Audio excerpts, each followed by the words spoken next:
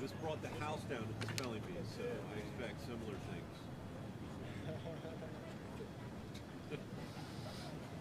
They're still talking about it over there. It's not gone this way. No. DC Washington kid. Oh, DC Washington blew us away. Okay. Oh, yeah, that guy. Doughboy Foundation Brass Band Quintet. I loved it. Yeah, brass band quintet. It's a six-member sextet, but yeah. they didn't want to say sextet over, but there was kids there. Yeah, so. exactly. It's not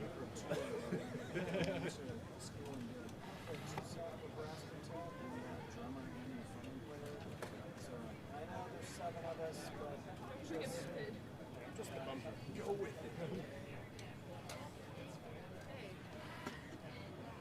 Alright, it's 2 pages. 2 pages. Yeah.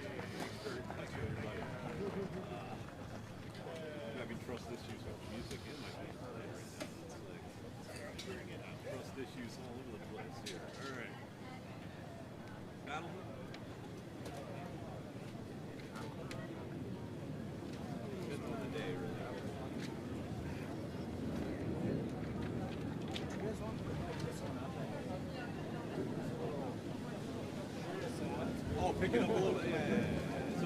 Sorry if I was going slow. No, I didn't. Okay. Absolutely.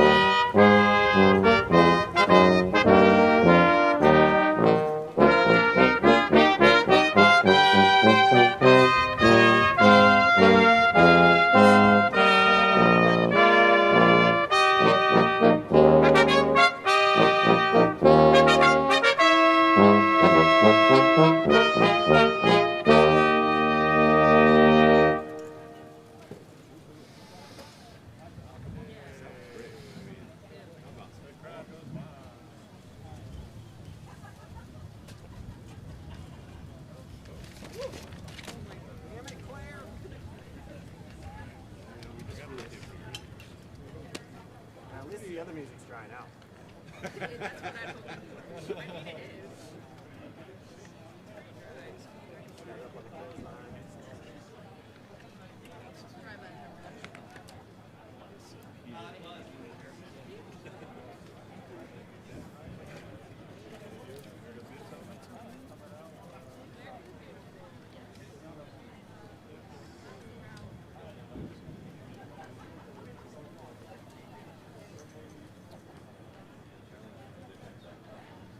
Tell your violinist.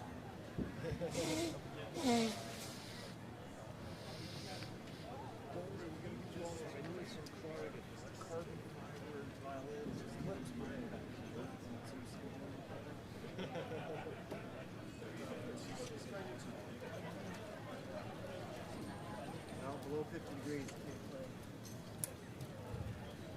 That's, I've been saying that to them for years, and I still like they still put me out. You know? Below 50 degrees, I can't work for them. Like you can't put me out there. I can't play in this.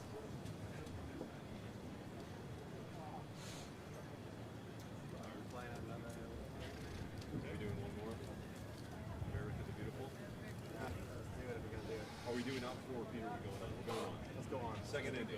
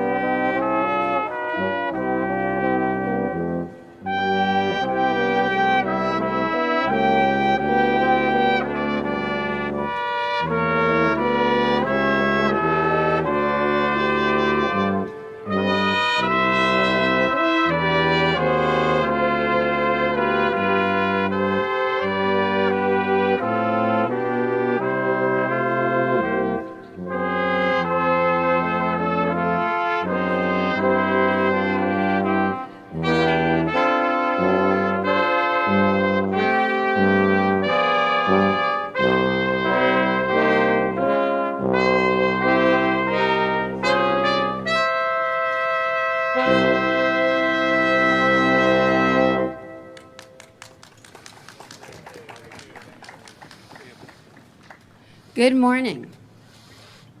My name is Claire Sasson, and I have the privilege of serving as President and CEO of the Doughboy Foundation, and as your host this morning. If you are not already standing, please rise for the presentation of colors, followed by the national anthems of Australia, New Zealand, and the United States.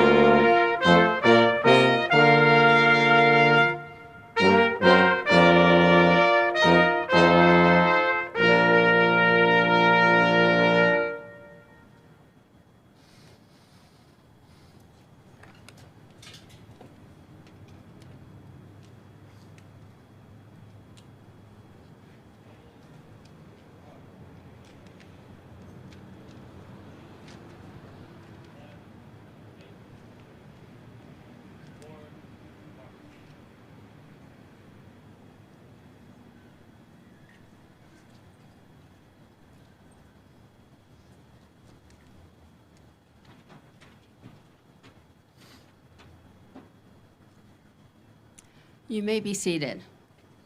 Please welcome Reverend Ann Weatherholt for the invocation.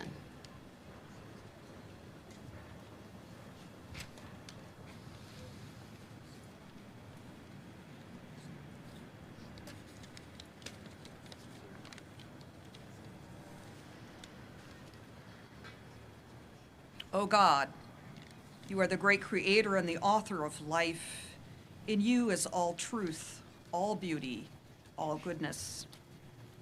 As these bells of remembrance ring, may we remember the 11th hour of the 11th day of the 11th month, when the soldiers and civilians first heard the news of peace.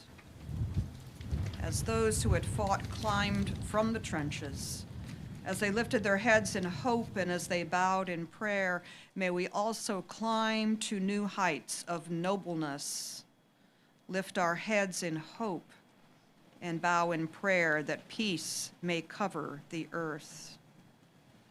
Forgive the foolishness of our infecting our hearts, the pride infecting our minds, and the smallness of our souls, when we live in fear instead of awe, in self-interest instead of generosity, and for gain instead of sacrifice. May the lives lost and the lives won in the Great War be honored by the lives we now live. And may your great love bring all humanity to that place where we may be one, even as you are one. Amen.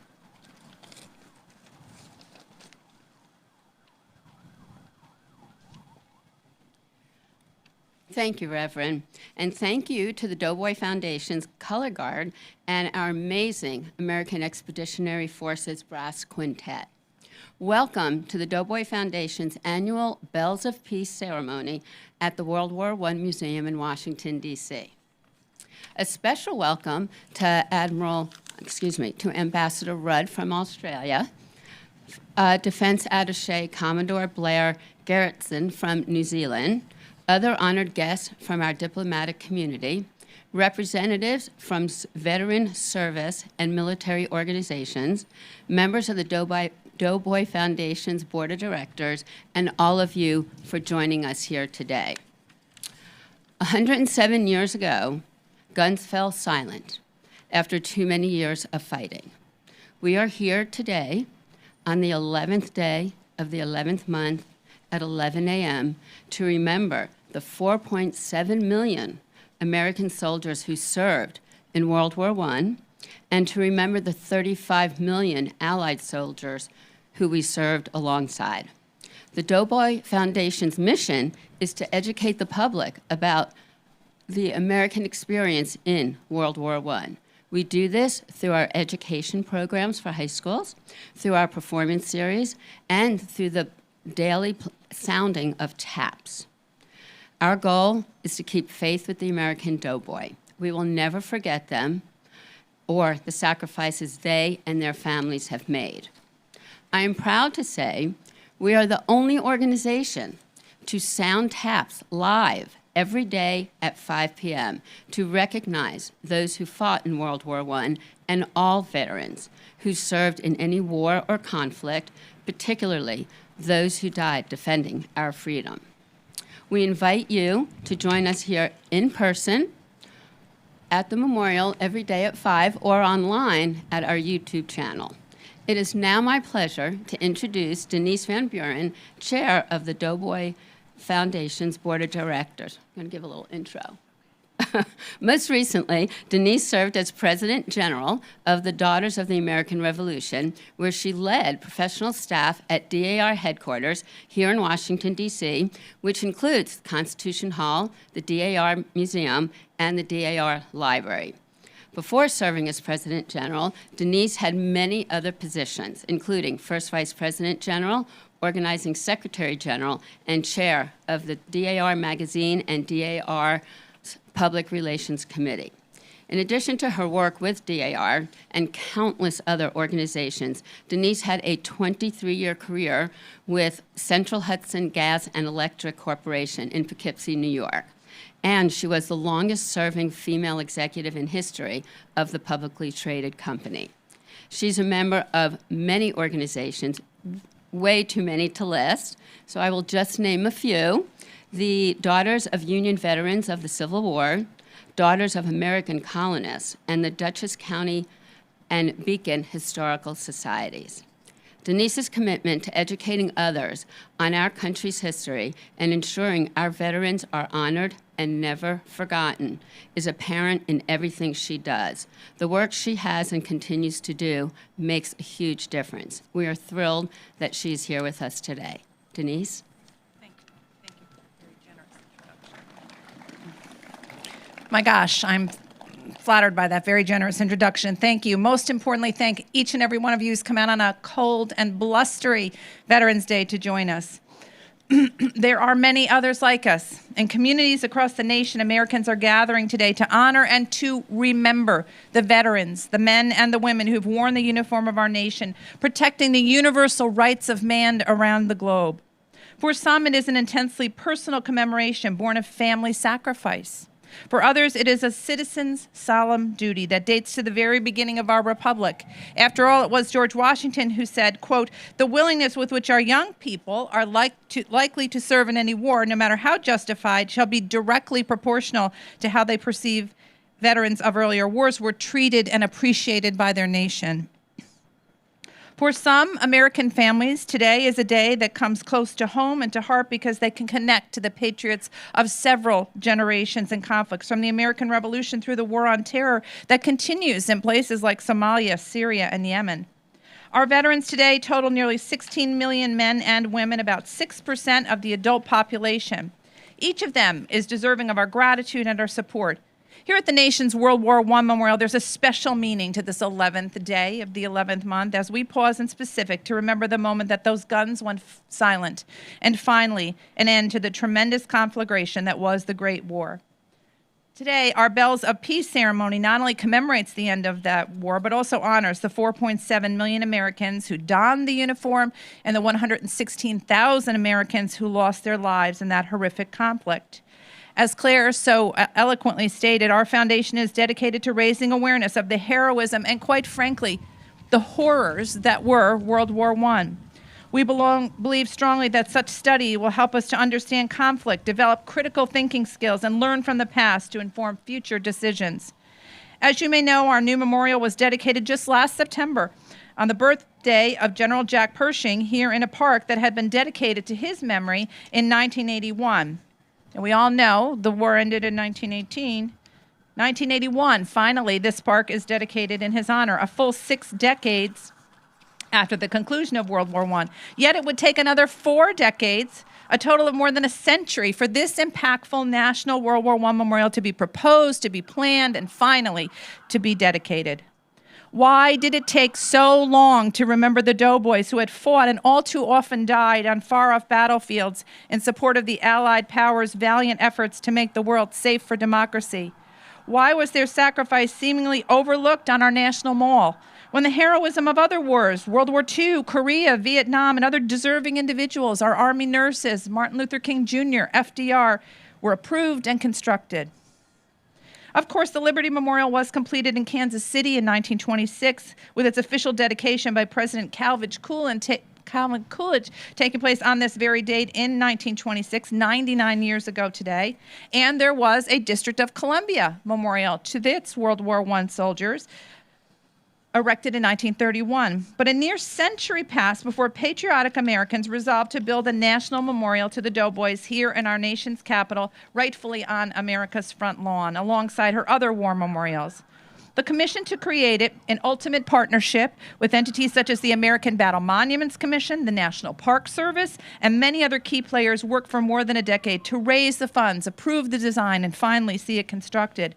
They were inspired by the war's centennial to finally, at long last, construct a memorial to the men and women who'd worn our nation's uniform in 1917 and 1918. It would be absolutely impossible to list all the dedicated volunteers and generous donors who responded to our call, but we thank them for the support they provided in ways large and small. We're especially pleased with the response, the reaction to the beautiful sculpture that stands behind me, A Soldier's Journey. It so eloquently depicts a young man's voyage from home front to war front and home again. Each of us can identify with the intense emotions and immense courage expressed along every step of this soldier's way. And for those of us, like myself, who are Blue or Gold Star mothers, it takes a deeper meaning. I am privileged to serve as the chair of the board of the Doughboy Foundation. I thank my fellow members of the board. I thank our small but mighty staff and the many partners who work with us here in concert with the National Park Service to fulfill our mission of raising appreciation to the millions of visitors who come here now to know more about World War I. Although I have no ancestor who served in the American Expeditionary Force, I will close by sharing with you why I serve here today. It is the faces and the stories of the men from my hometown of Beacon, New York, who frankly haunt me to ensure that Americans will no longer forget about the sacrifices they made, particularly the 13 men from our small town who made the ultimate sacrifice. They could represent any of you, where you're from, and your small town, and the men who did not return. Men like William B. Wilson, the first Beacon soldier to die in the line of duty in World War I from our community. He was killed by shell fire on the night of August the 19th, 1918, near Dickebusch Lake in Belgium on a volunteer mission. What was he doing? He was trying to retrieve the body of his best friend, Herb Miller, from no man's land. He was shot by a German shell while carrying that body on a stretcher. John Bump, age 24, was killed that autumn in Saint-Sulpice, France, the last soldier from our local company, our local community, to be killed in the Great War. Corporal Bump died from shrapnel wounds, also trying to rescue a wounded comrade. The final sentence of the local news coverage of his death concludes, quote, "Another brave and gallant young man has paid the price that democracy might survive and not perish from the earth." Corporal Thomas Carroll of Beacon was wounded not once, but twice in battle, first by shrapnel from mortar fire in August of 1918, and again that same September by a German machine gun bullet in his thigh while fighting on the Hindenburg Line. He was sent to a hospital to recover in New York City, and he was near full recovery when he finally succumbed to pneumonia within a week. His funeral in our town brought out the entire city to pay its respects. The city, in fact, came to a standstill that morning. All businesses and factories were closed, so workers could join the procession. Just before his death, he wrote to his employer, and again, I imagine this is a letter that could have been written by any of the young men from your community back to their community. And so I ask you to replace the word Beacon with your own hometown. Dear Mr. Hammond, I received your letter today. I was very glad to hear from you. Also was glad to get the picture you sent me. It seems so good to get a look at dear old Beacon again, and especially the place where I used to work. Little did I think when I used to work for you, Mr. Hammond, that I would be a soldier in France, fighting for the loved ones back home. But now that it is over, I'm very glad to think that someday, when my wounds are all healed up, I may look and live happily in dear old Beacon once more. Give my regards to all the boys that know me. I hope my next move will be back to God's country, the good old USA. I will have to close now and say goodbye, but best wishes to all of you. Respectfully, Thomas B. Carroll. And a month later, at the age of just 23, he would succumb to pneumonia. Why did we, as a nation, seemingly forget about these men and these sacrifices? How will we, as a nation, ensure that that never happens again? By supporting our country and remembering to thank the men and women who don the uniform in order to ensure that democracy will thrive and survive. Please make today about more than our brief ceremony together. Research the stories from your own family and from your own hometown. Learn more about those who responded to the call to serve. Then go to our website and have our nightly taps played in their honor. Say their names. Remember their stories. Let us as a nation never again forget those stories of service and sacrifice over there.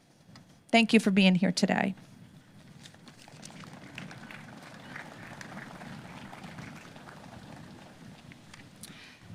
Thank you, Denise, for your inspiring and meaningful words and for your leadership at the Foundation. It is now my honor to introduce Australia's ambassador to the United States, the Honorable Dr. Kevin Rudd. Admiral Rudd started his diplomatic career in 1981 almost made you 10 years younger. 1981, with postings to Beijing and Stockholm.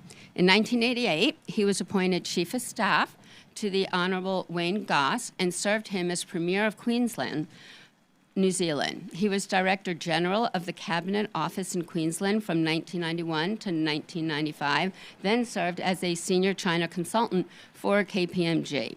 Ambassador Rudd served as Australia's 26th Prime Minister from 2007 to 2010, then as Minister for Foreign Affairs before serving a second term as Prime Minister in 2013. Prior to his second term, the ambassador was a member for Griffith in Australia's Parliament for 15 years. Ambassador Rudd graduated with honors in Asian Studies from the Australian National University and received his PhD from Oxford University. He also studied at the National Taiwan Normal University in Taipei. Ladies and gentlemen, Admiral Rudd.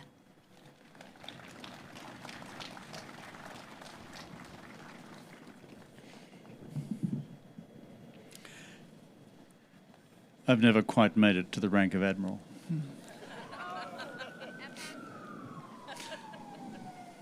Friends, one and all, there is something profoundly moving still 100 years later about the 11th month, about the 11th day, and about the 11th hour.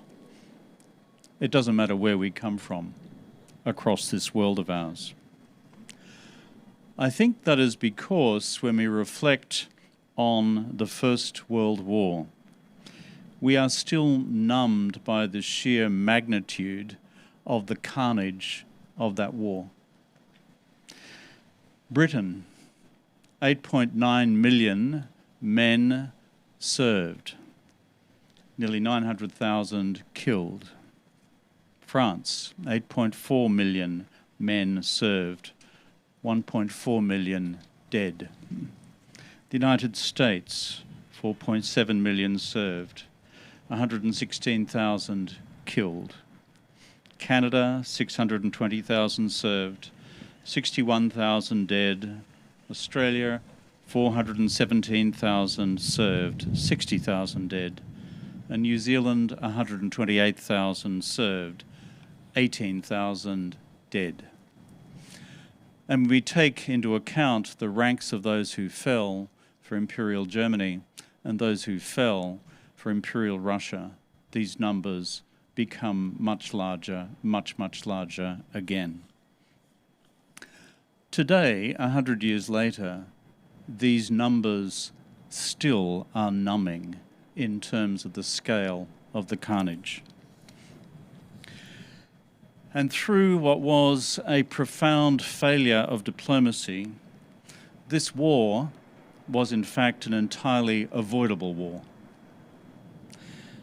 And once we had fought this war, which we then called the war to end all wars, it did not turn out that way at all.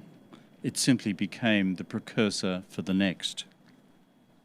And that is why on this Armistice Day, the 11th of November, this day remains a stern and silent sentinel to the sheer horror of war and how, therefore, we must strain every sinew to sustain the peace, a peace sustained through strength. Beyond the national families from which we all come, at a more personal level, these were men's lives, men's families, and men's communities that lay physically shattered as a result of these mind-numbing losses. We only need stand quietly before the thousands of memorials that dot the countryside of France, of Britain, of Australia, of New Zealand, of the United States, and see each of the names, each a precious soul in God's sight. In the town that I grew up in rural Australia, we boasted a population of 200. 20 local boys died from that town on the other side of the world.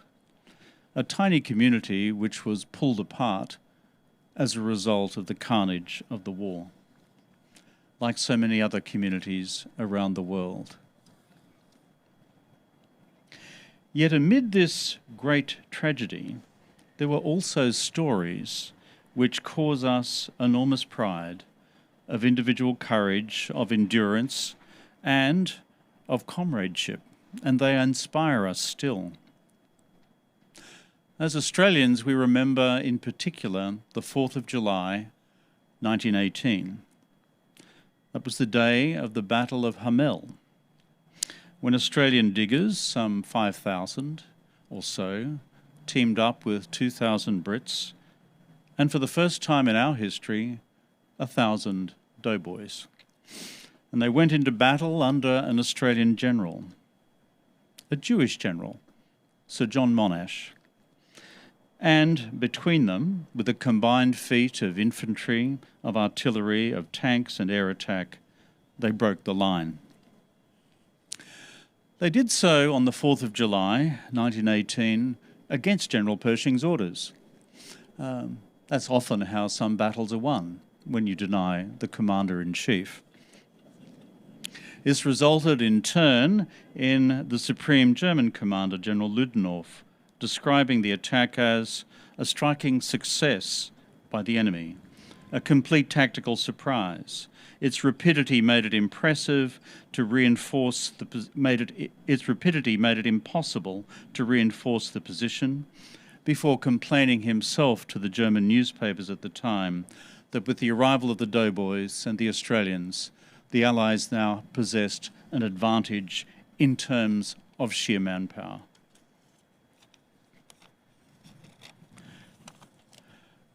That engagement, the Battle of Hamel, also provided the proof of concept of combined arms that the Allies would use less than 3 weeks later in the 100 Days Offensive, launched again against the German line, which General Ludendorff described as the Black Day of the German army.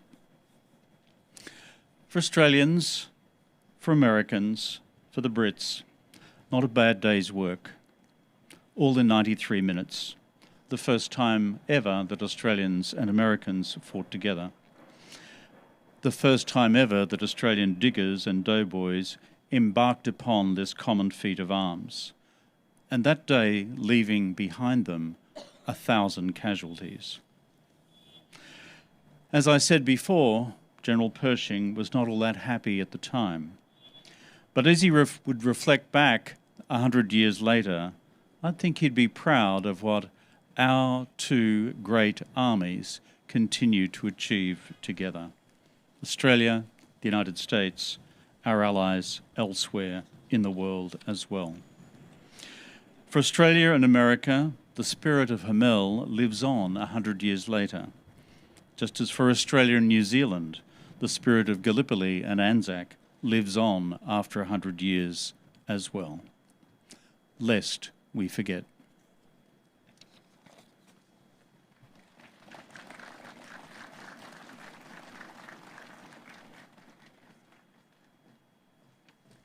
Ambassador. See, I got it right this time. Ambassador, please join me up here for a second. Thank you for those words. Thank you for your support, and thank you for your friendship.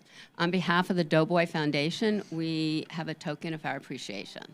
Thank you. Thank you.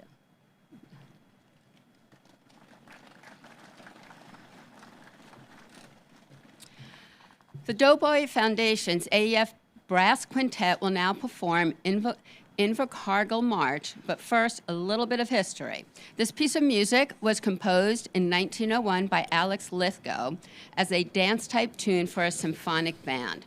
He dedicated the piece to and named it after his childhood hometown of Invercargill, the southernmost city in New Zealand.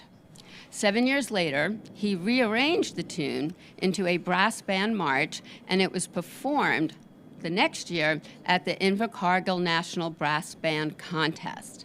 The tune languished in New Zealand, but was eventually published and played in the United States.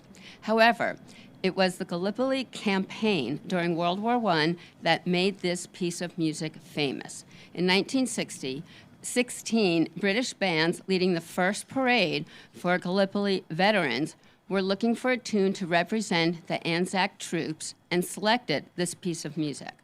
It became known as the Gallipoli tune, and its popularity increased instantly. It has remained a popular and frequently used march ever since. According to the International Military Music Society, this march is said to be the most played music of New Zealand origin worldwide.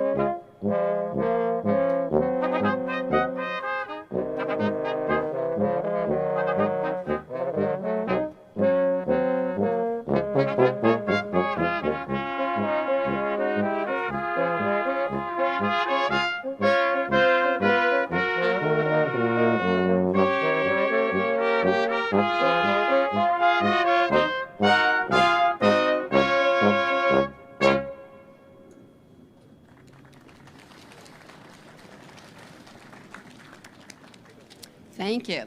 The quintet here with us today is part of the Doughboy Foundation's American Expeditionary Forces Brass Band. This band originated as General Pershing's band in France during World War I, eventually becoming the United States Army Band here in Washington, D.C., known as Pershing's Own. The rest of our brass band at this very minute is in New York City participating in a wreath-laying ceremony at Madison Square Park and will lead the New York City Veterans Day Parade. Our next speaker is Commodore Blair Gerristen, New Zealand's Defense Attache. The self-professed country boy from Nelson, he moved to Auckland to join the Navy and hasn't looked back. When he reflected on his lengthy military career, the Commodore said, "It was supposed to be a couple of years, and it has turned into this amazing experience. It's been a fantastic ride, so I never got off." During his career, the Commodore commanded ships, led global operations, and worked in defense intelligence. Prior to his arrival in D.C., he served as the defense advisor in Canberra at the New Zealand High Commission. The Commodore aims to, quote, "bring New Zealand's voice and unique way of seeing things to the international stage. We're never going to bring mass to any operation, but we bring great people and New Zealand's Defense Force's well-earned reputation." Commodore Gerritsen.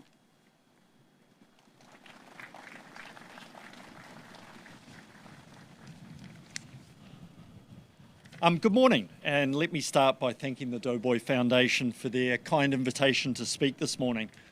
It's the norm in New Zealand to start any speech with a mihi, or a welcome. So please let me begin by greeting you in Te Reo Māori, the language of the Indigenous people of New Zealand. Tēnā koutou katoa, e na mana, e na rio, rua rangatira mai, kua tai mai nei, nau mai, haere mai. Loosely translated, I welcome you all here to this special place on this special occasion and acknowledge all the leaders and important people gathered. Today is rightly about acknowledging US veterans, their service and sacrifice, but also together with Ambassador Rudd, I hope that we can share with you a few insights into the impact that our shared experience of conflict has had on our respective nations. While New Zealand is typically far away from the site of most of the world's conflicts, we have throughout our history answered the call to arms when the peace and freedoms that we cherish so much have been threatened. This has created a shared history with the US and many other countries that also creates a shared obligation to remember those that have answered the call. For New Zealand and Australia, our commemorations most often focus on the 25th of April, Anzac Day, when we pause to remember the initial landings of the Australia and New Zealand Army Corps on the Gallipoli Peninsula early in World War I. Indeed, this year marked the 110th anniversary of the landing, and it was in this very place at the Pershing Memorial that we gathered at dawn for our commemoration in Washington, DC. Today, the 11th of November, in many respects, bookends that story as the date that the armistice between the Allies and Germany brought World War I to a close. It marked the conclusion of the first war fought at an industrial scale, a conflict that cost the lives of around 10 million combatants, together with an unknown number of civilians.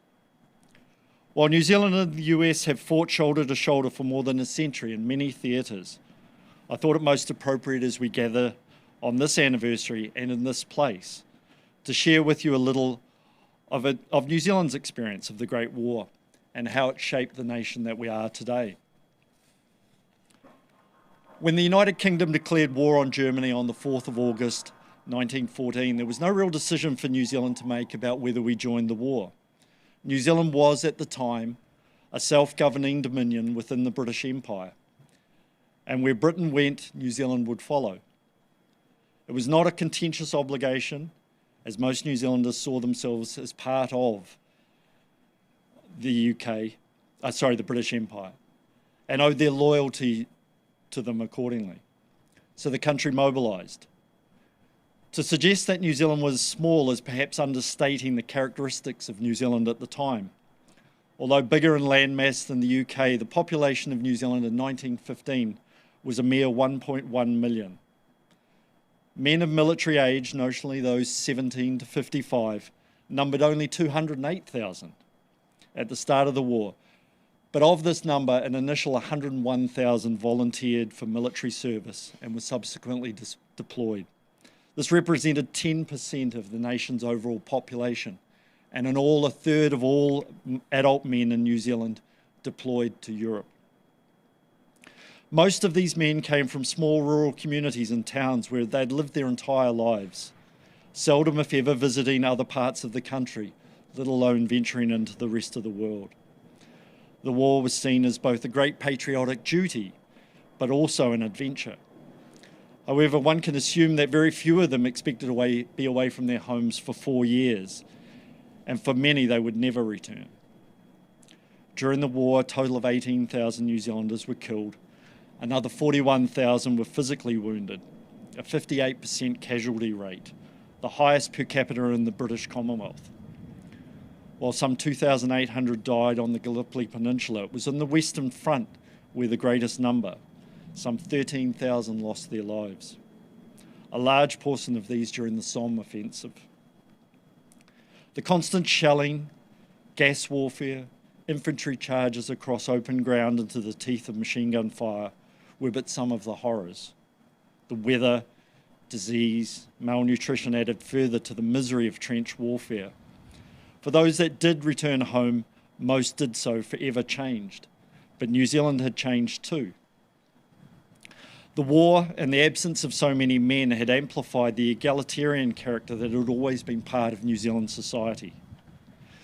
Whilst in 1893 New Zealand women were the first in the world to be given the right to vote, the role in society really changed and expanded during the war years.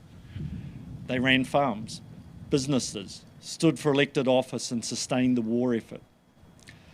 The support and direct influence of that Britain exerted over New Zealand also dissipated after the war.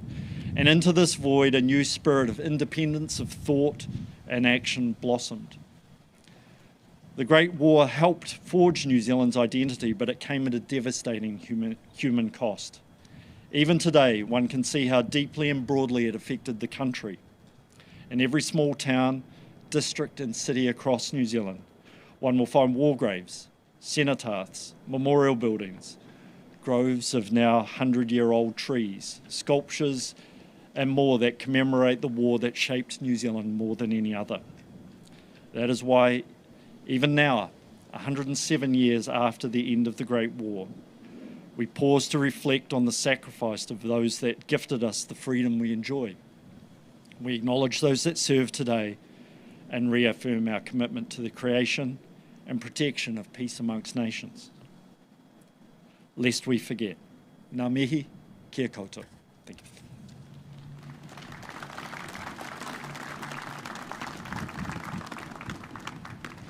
Commodore, thank you for those words, and thank you for helping us see things differently. Thanks very much.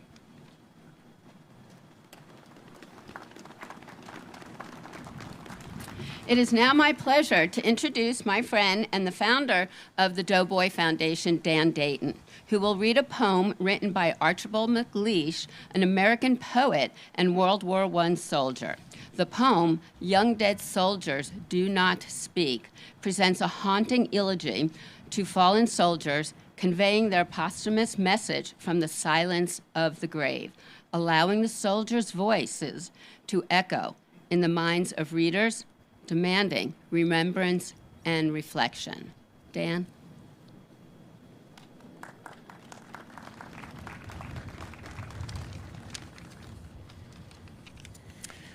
The young dead soldiers do not speak.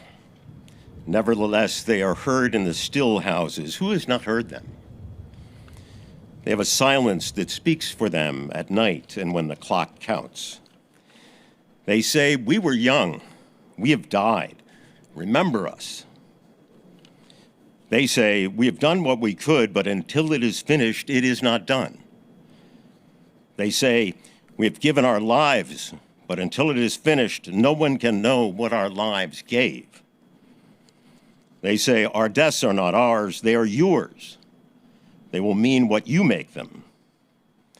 They say, whether our lives and our deaths were for peace and a new hope, or for nothing, we cannot say. It is you who must say this. We leave you our deaths, give them their meaning. We were young, they say. We have died. Remember us.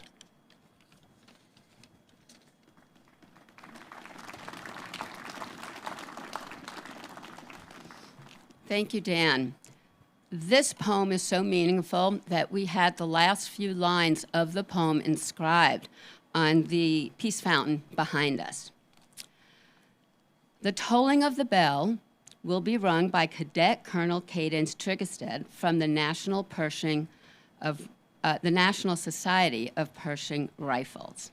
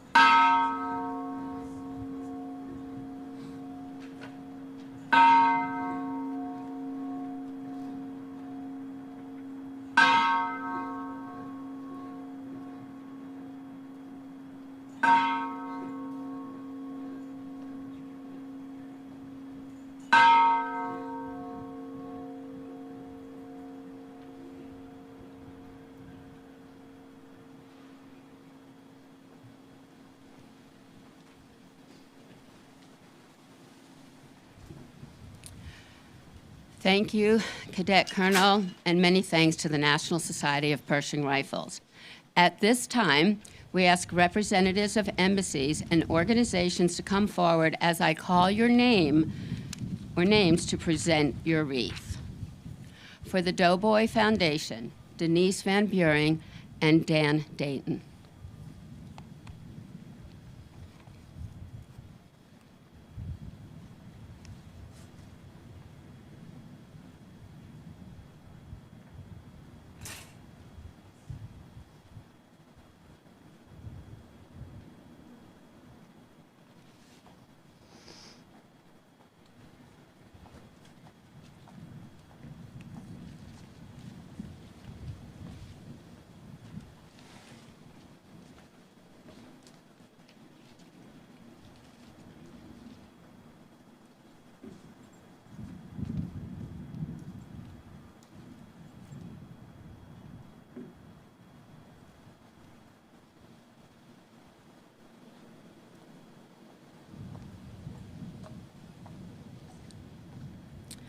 For the Embassy of Australia, Ambassador Rudd and Commodore David Frost.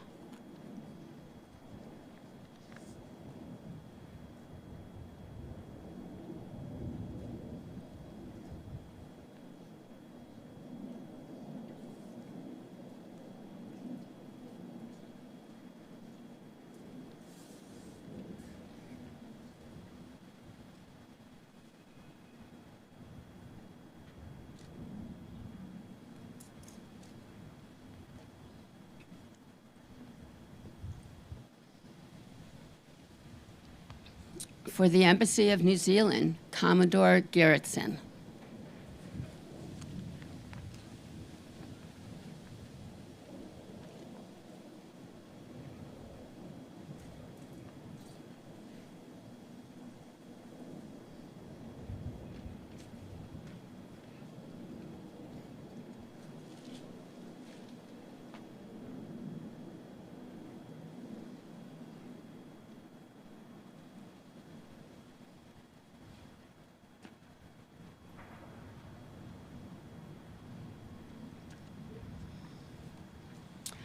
For the Embassy of Belgium, Counselor Mr. Jean-Francois and Chief Warrant Officer Branko Boskov.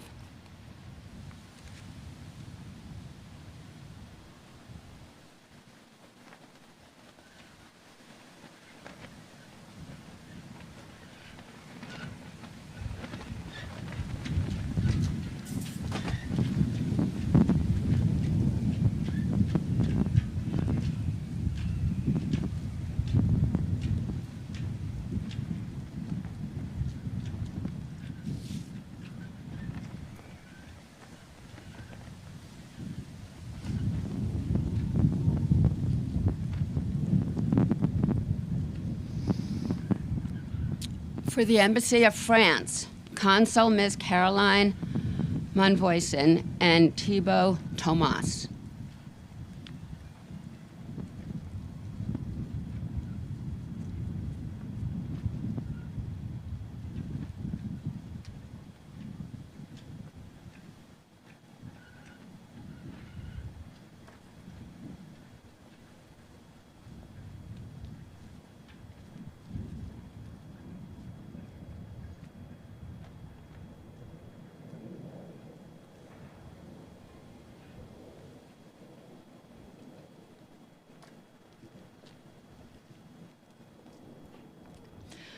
For the Embassy of Germany, Lieutenant Colonel Felix Bertmaring and Mr.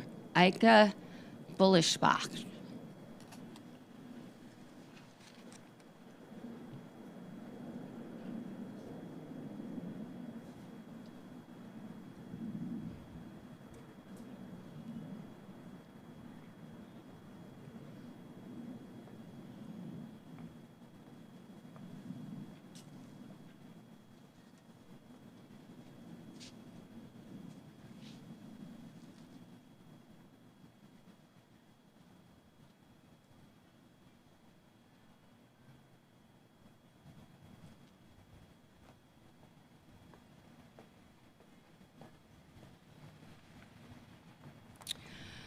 For the Embassy of Serbia, Mr. Ivan Kovacevic and Colonel Darko Glicius.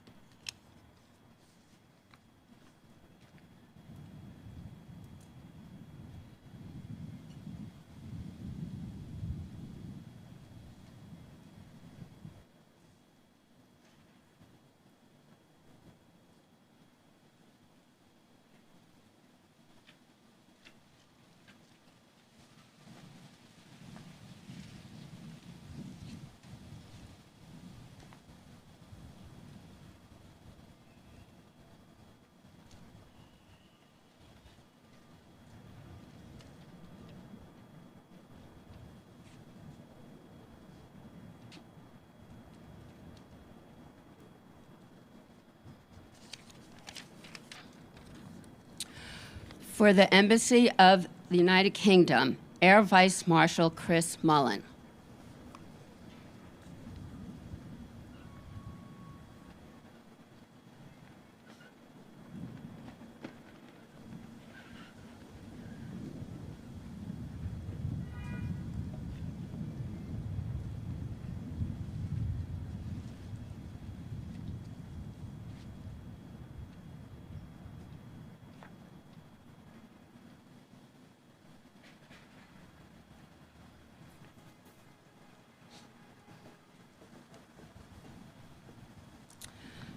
For the American Gold Star Mothers, Mrs. Annette Kirk.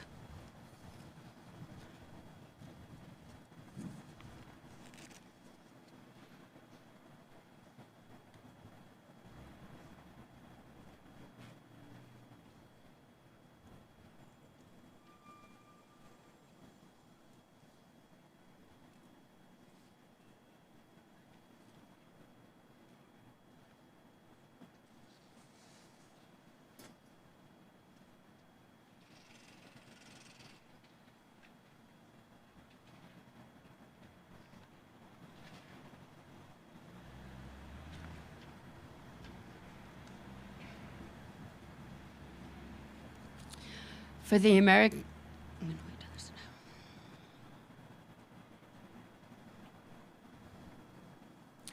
for the American Legion Department of the District of Columbia, Senior Vice Commander Alfredo Diaz.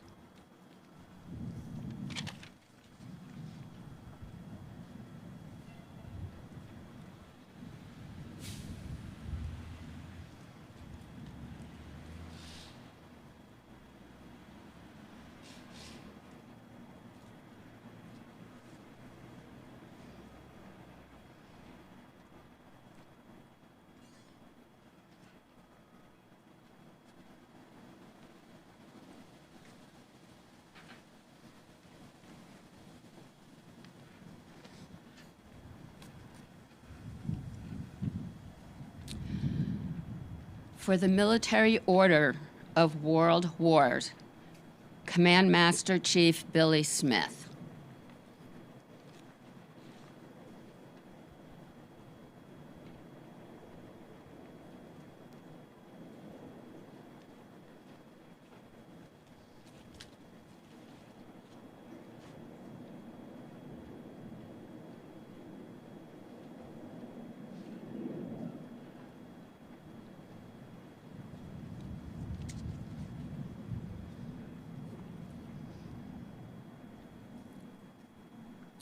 For the National Society of Pershing Rifles, Cadet Colonel Cadence Triggerstead.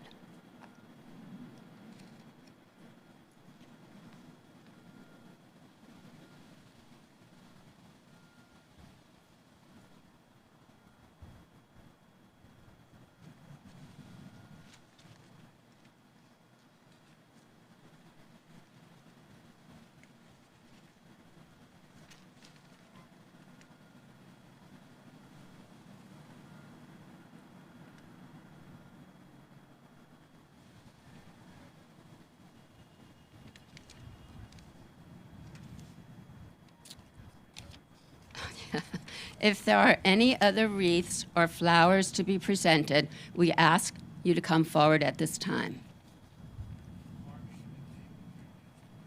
Army and Navy Union.